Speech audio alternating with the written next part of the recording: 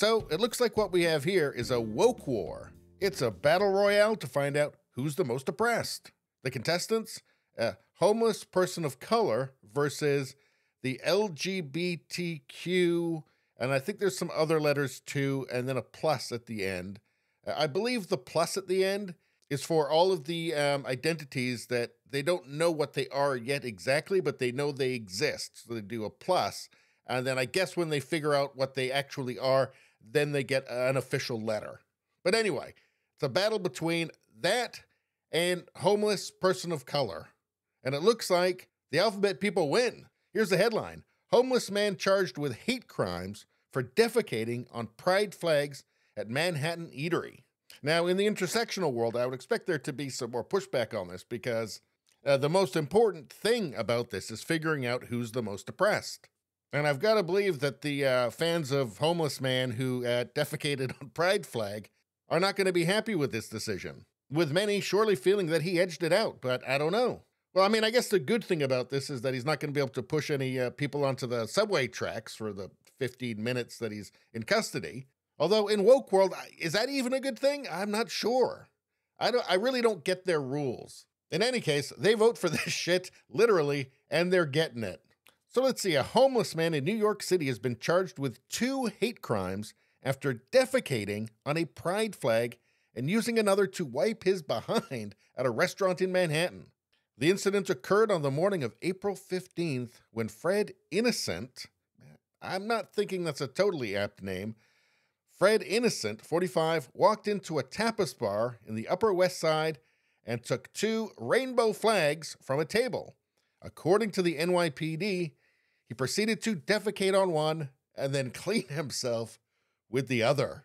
So I'm torn here. I mean, on one hand, it's rainbow flags, so it's clearly hate crime. On the other hand, I'm offended that the restaurant didn't have to redistribute their wealth to the homeless man so he could have his own restaurant to take a dump in.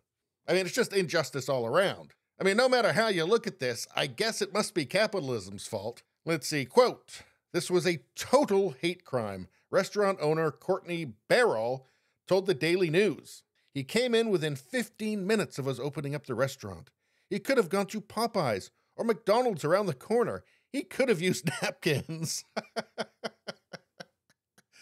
I just have a feeling that this person probably voted for the policies that make all of this possible in the first place. Let's see, Barrell explained that she had displayed the flags in her restaurant as a way to be welcoming to the gay community. Now, what if the homeless guy himself is gay and he saw the flags and he took that as an invitation welcoming him to crap in their restaurant?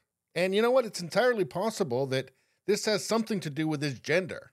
I mean, either way, I'm pretty sure this is racist somehow.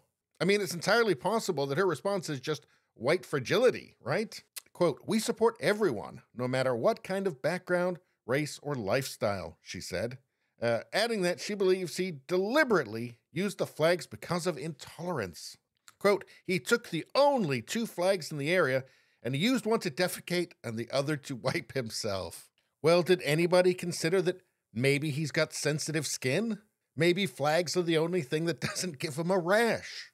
You know, I'm telling you, I can just feel the privilege oozing from this colonizer.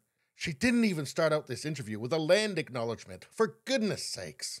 Let's see now, she told the Daily News that hate crime detectives had worked tirelessly to track down Innocent, the homeless man.